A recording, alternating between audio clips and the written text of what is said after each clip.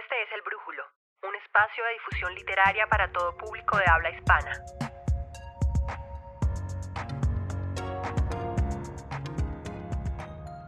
La vorágine es el choque, a lo mejor un remolino de aguas, puede interpretarse como el conflicto interno, a lo mejor que aborda el personaje principal. No solo es una obra que nos permite referenciar el resultado de un proceso social después de 100 años de la independencia de nuestro país hasta el momento de la savia de los árboles para producir neumáticos y eso. Era como una crítica a la explotación y a la violencia que sufren las comunidades indígenas a manos de intereses económicos. Una novela que pone en evidencia el salvajismo vivido por los pueblos indígenas durante su estilo narrativo, aunque un poco enredado para lectores tal vez principiantes. Especialmente en la selva, y pues como todo esto afecta a las personas que viven pues en este lugar. Es como una crítica política y social sobre todo este tema que hubo pues en Colombia.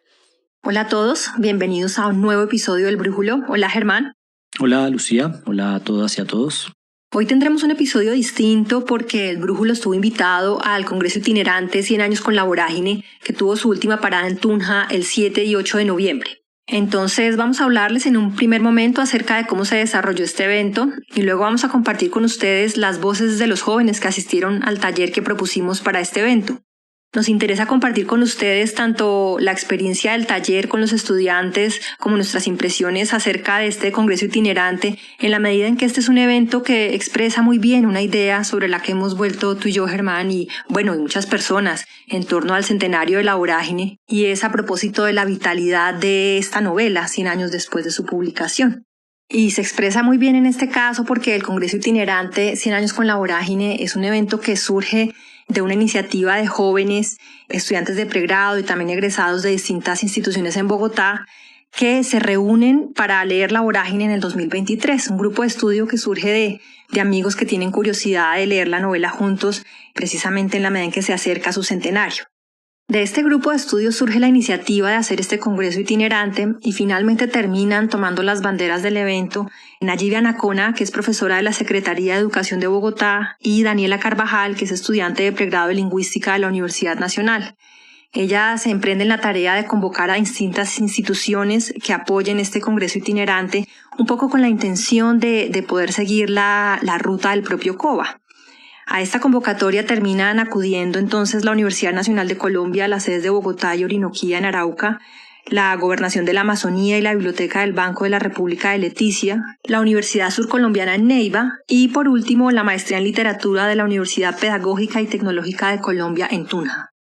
Estos apoyos terminaron definiendo la ruta que proponía el Congreso Itinerante y en el caso de esta última parada, el liderazgo lo asumieron la profesora y escritora Juliana Borrero, coordinadora de la Maestría en Literatura, y el profesor Mario Alberto Domínguez, ambos de la UPTC, a quienes queremos agradecer una vez más por habernos invitado al evento.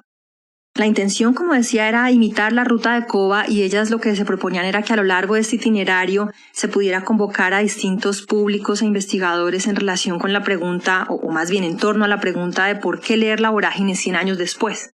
Y para abordar esta pregunta, ellas propusieron 3 líneas en todo el evento, que son una investigativa, una pedagógica y una artística.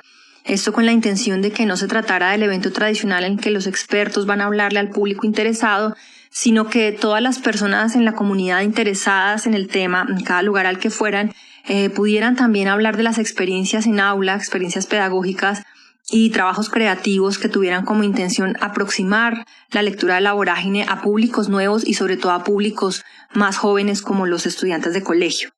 Otro de los criterios que tuvieron ellas en cuenta en su propuesta fue la intención de una reflexión ecocrítica, es decir, hacer que a lo largo de toda la ruta de este evento el público pudiera reflexionar acerca de cómo la literatura y el arte pueden generar conciencia ecológica. Sí, Lucía, y precisamente en esta última parada del Congreso en la ciudad de Tunja, vimos cómo se articularon todos estos componentes que dan espíritu a este Congreso itinerante. Vimos por un lado precisamente una franja académica a cargo de las conferencistas invitadas y también por parte de los ponentes, diferentes profesores de instituciones de Tunja y de Bogotá, así como estudiantes de la maestría en literatura de la UPTC. Sí, Germán, a propósito de las conferencistas invitadas, que fueron las investigadoras Norma Donato y Diana Diaconu, Vale la pena subrayar que surgió una discusión allí en el evento en torno a diferencias entre algunas de las posturas que expresaban sus respectivas conferencias. Y esto pues no está de más recordar lo valioso que resulta en el contexto de la academia, ¿no? Es decir, la importancia de que los estudiantes, los jóvenes, puedan ver que la diferencia de posturas no es algo de lo que haya que huir. Creo que es una discusión importante y en la que además la novela de Rivera queda en todo el centro, y que es acerca de la tensión que se ha abierto entre lecturas más contemporáneas y que han leído la novela desde el marco de discusiones sociales más actuales y que creo además que han sido protagonistas a lo largo de este año, y la tensión, como digo, con lecturas más clásicas o incluso más filológicas. Sí, Germán, es una discusión que merece más espacio precisamente por tratarse la vorágine de una novela que viene siendo leída desde marcos tan diversos, ¿no? Sí, Lucía, y creo que precisamente en la conferencia de la profesora Norma Donato se presentó, digamos, una nueva manera de acercarse a la vorágine y ese trabajo que está haciendo con los manuscritos de la vorágine y otras fuentes primarias de Rivera que indagan más sobre el proceso mismo de creación de la obra, sobre el proceso de escritura de la obra, y en ese sentido creo que se van a abrir nuevos caminos para los investigadores y que creo además que van a poner en perspectiva también muchas de las lecturas que se han hecho sobre la obra. Bien, al lado de este componente académico también hubo un componente pedagógico, un trabajo con los estudiantes y con los participantes que asistieron al evento, donde precisamente estuvo el Brújulo invitado para hacer un taller sobre podcast, y un componente artístico donde por un lado, en un conversatorio, se presentó el libro La vorágine dormida, editado por Andrea Salgado, un libro que recomendamos aquí desde el Brújulo, donde varias escritoras proponen diversos diálogos creativos en torno a la vorágine. Y por otro lado, la realización de un performance audiovisual, La Selva, una casa del conocimiento, por parte de las artistas Laura Wisner y Caroline Moreno. Sí, Germán, fue un evento muy nutrido, muy diverso, y comenzábamos esta presentación hablando acerca de cómo este evento expresa la vitalidad de la vorágine, precisamente en que vemos como una iniciativa tan robusta surge de la lectura de jóvenes interesados, ¿no? No viene de la institución, sino de jóvenes atraídos por la novela y que capturan una de las esencias de la vorágine, y es precisamente la itinerancia. De hecho, la pregunta que se estableció como guía para todo el Congreso Itinerante fue ¿por qué leer la vorágine 100 años después? Y a esta pregunta pues hemos escuchado a lo largo de todo el año respuestas relacionadas con el capitalismo, con la destrucción de la selva, sobre todo en relación con el extractivismo y la negligencia del Estado, por supuesto. Pero tal vez se ha hablado menos de la errancia de los personajes en la novela, que también nos habla hoy, 100 años después, de la incertidumbre y el desamparo de los migrantes, que al igual que los personajes de la vorágine, o bien se desplazan con la esperanza de poder mejorar su situación vital, o bien son perseguidos por distintas formas de violencia. Ha sido estudiada por la manera inteligente en la que fue escrita y todo lo que ha simbolizado, por todo el carácter que tiene dentro de ella y la manera en la que está compuesta. Es una obra vigente porque trata de una segunda conquista en el Amazonas. Ese conflicto entre la naturaleza y el ser humano puede ir cambiándonos y puede ir haciendo que por así decirlo, nuestras ideologías o nuestros pensamientos, nuestra ética cambie. Sí, también totalmente. Nos ofrece descripciones muy puntuales y de hecho muy poéticas del espacio físico, geográfico. El Brújulo estuvo presente en el Congreso Itinerante y allí realizamos un taller con estudiantes de primeros semestres de la licenciatura en Literatura y Lengua Castellana. El objetivo del taller era realizar una serie de grabaciones con los estudiantes en torno a la vorágine para la realización de este episodio del podcast. El ejercicio principal del taller consistió en la elaboración por parte de los participantes al taller de un comentario a partir de unos textos que nosotros seleccionamos de la vorágine. Seleccionamos unos textos que se pudieran leer de manera casi independiente en la medida en que era posible que hubiera participantes que no se hubieran leído la novela. Igual lo que buscábamos también eran unas reacciones o unos comentarios ante la lectura del texto y no, digamos, unos comentarios generales de una obra estudiada y leída por parte del público.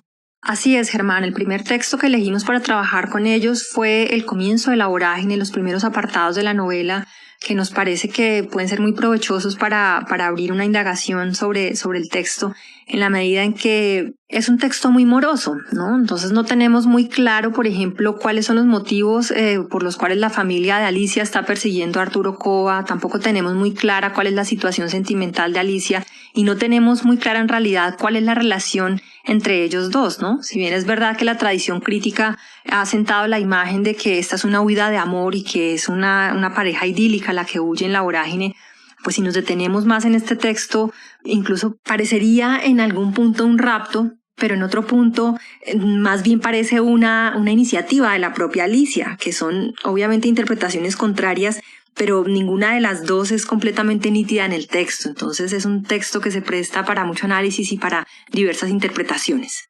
Y entonces a partir de estos lineamientos vamos a escuchar el comentario que propusieron los estudiantes. Para dar comienzo a este podcast, queremos hacer mención de una cita que hace parte del primer capítulo de la obra La Vorágine. Dice así: jugué mi corazón al azar y me lo ganó la violencia. Nada supe de los deliquios embriagadores, ni de la confidencia sentimental, ni de la zozobra de las miradas cobardes. Más que el enamorado, fui siempre el dominador cuyos labios no conocieron la súplica. A continuación, haremos un breve análisis de este primer capítulo y en especial la relación que existe entre Arturo Cova y Alicia, que es uno de los ejes centrales de la novela La Vorágine.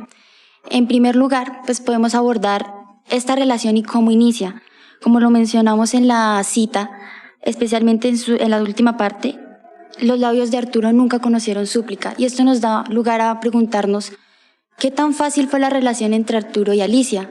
Si realmente fue algo muy complicado, y especialmente en un apartado más abajo del texto, se habla que Alicia fue un amor muy simple, que no tuvo lugar a luchas y que fue algo muy rápido, que también da lugar a una de las cuestiones de este primer capítulo, y es la huida de estos dos sujetos de este contexto y de problemas que existían dentro de esta relación. De pronto, para dar desarrollo a este cuestionamiento, podríamos también volver a la primera parte de la cita, la cual dice: jugué con mi corazón al azar y me lograron la violencia. ¿Qué tipo de violencia de pronto puede experimentar Arturo, o qué razones de pronto no solo Alicia, sino también Arturo dejaron atrás, y qué era lo que lo quería de pronto hacer volver a este lugar? Obviamente se ve en el texto que de pronto Arturo le sugiere a Alicia querer volver, porque de pronto los fantasmas o las razones por las cuales huyeron no eran tan grandes, o les atribuyeron un peso mayor al que de pronto realmente tenían. De igual forma, hay muchos cuestionamientos acerca de la huida de estos dos personajes, y especialmente podemos preguntarnos si realmente Alicia amaba a Arturo o simplemente fue su boleto de vida ante los problemas.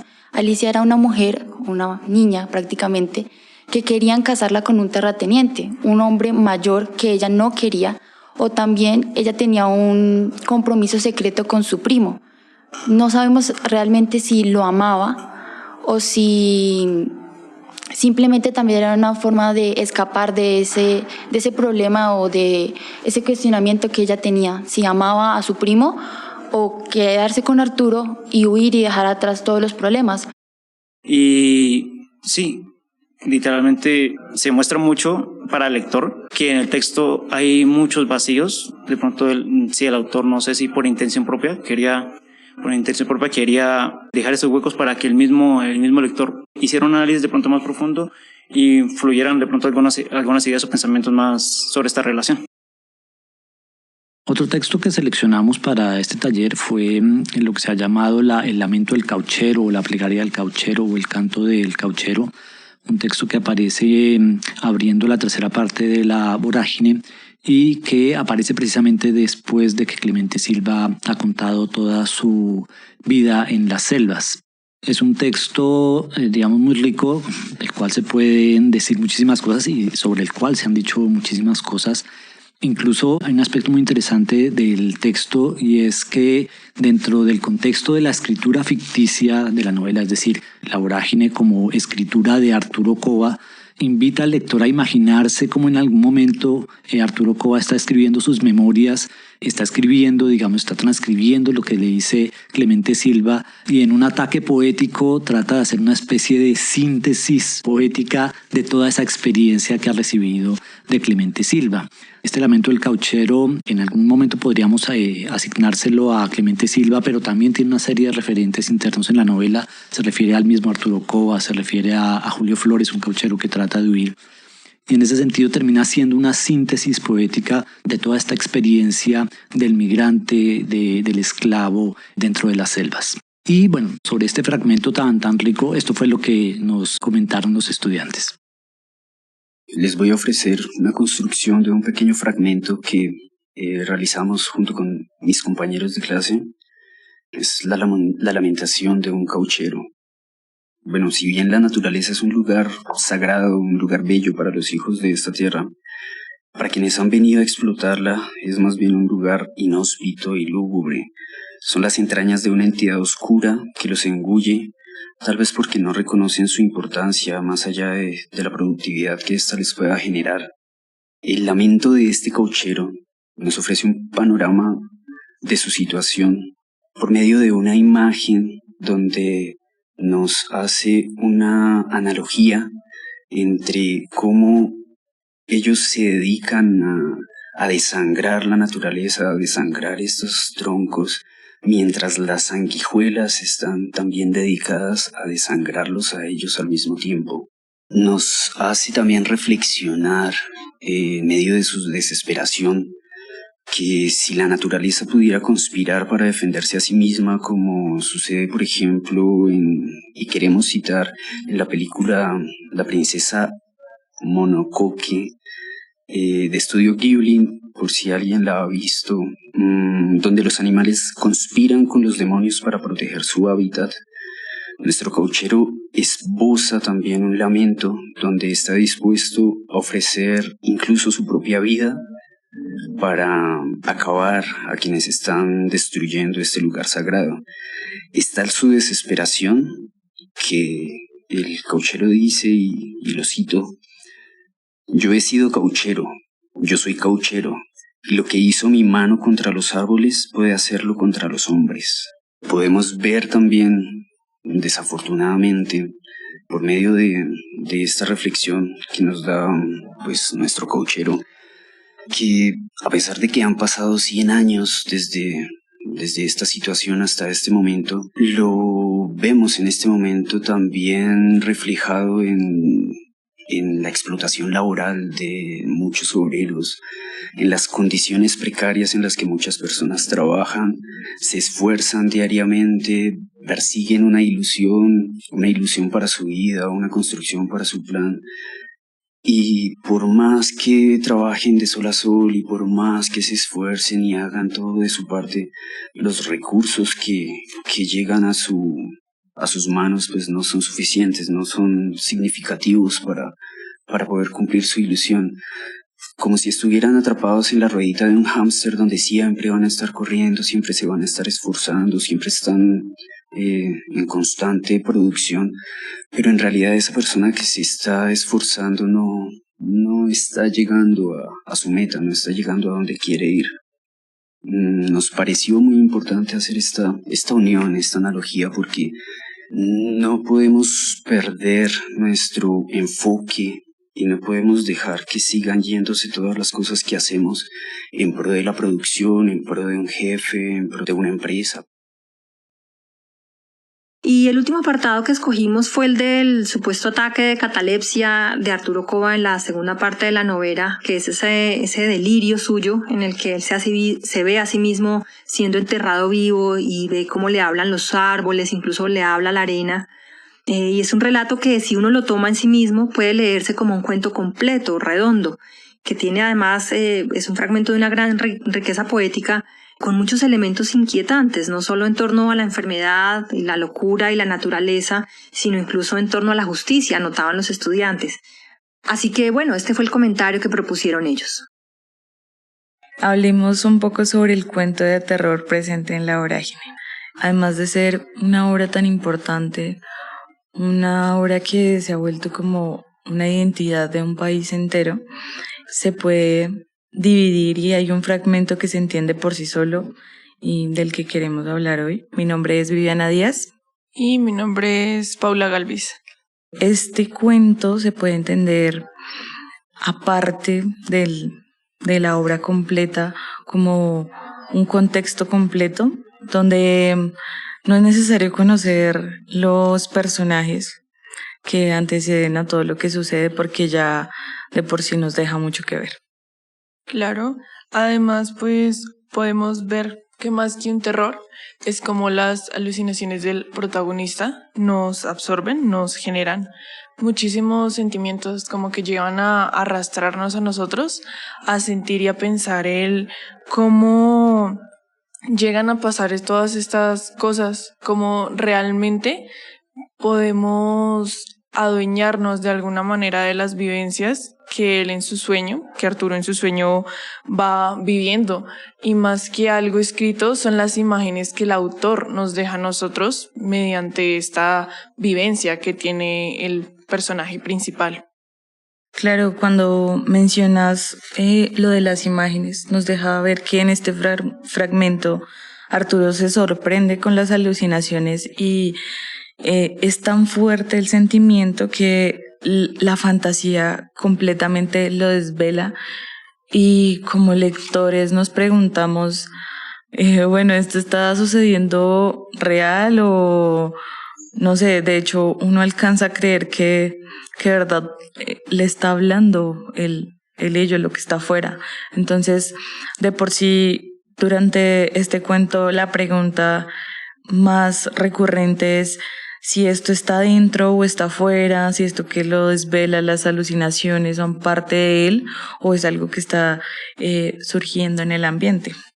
No, claro. Además, también cómo es que nos arrastra y nos adentra la catalepsia que en ese momento estaba viviendo Arturo. Cómo él en sus gritos internos, como con todo lo que estaba viendo, digamos, con los árboles, como él escuchaba que decía que lo picaran. Picadlo, decían. Y él realmente estaba muy asustado. Él estaba en sus adentros luchando por ayuda, de alguna manera pidiendo que alguien en serio lo viera, notara que él estaba viviendo algo asqueroso. Y aún así, él era muy consciente de que lo que él estaba viviendo era algo muy real, pero estaba tan consumido que ni siquiera ya era algo claro. Y teniendo en cuenta esto de las imágenes tan detalladas que nos presenta, como la muerte lo inunda, la muerte, el sueño, como pues todo este desvelo presente, las imágenes son como una muestra de todo el carácter poético que tiene pues el cuento y la obra en general, que hace que sea pues algo tan embellecido y tan hermoso de interpretar, y es que las imágenes va de cómo el hielo recorre las uñas, el cuerpo, de cómo llega, cómo se siente la muerte tan adentro que incluso en el momento de leerlo se siente presente ahí. Es muy importante como resaltar o recalcar esas imágenes de la fiebre que él estaba viviendo en ese momento. También esas imágenes de cómo a su alrededor sabían que él de alguna manera estaba enfermo, aún así él no lo asimilara al todo.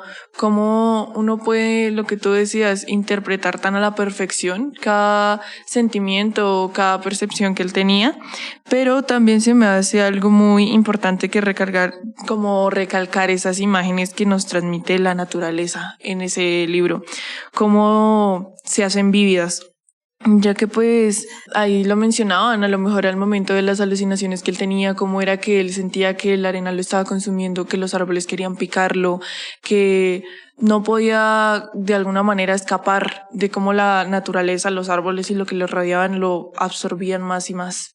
Claro, y es que de nuevo nos sorprende la pregunta de ¿esto es adentro o es afuera? Y si en realidad todo este sentimiento de venganza de la naturaleza ha sido un reflejo del mismo hacia los árboles, hacia la arena, hacia el piso, hacia el charco, como todo este ambiente terrorífico busca y tiene un hambre de justicia, tal vez al saber que la tierra se ha explotado tanto. Entonces nos deja como una cita final que nos da una sinapsis de lo que es este cuento y el poder tan impresionante que tiene, y nos deja ver a un Arturo Cova como expuesto, donde nos dice: maldita sea mi estrella ciegada, que ni en vida ni en muerte se dieron cuenta de que yo tenía corazón.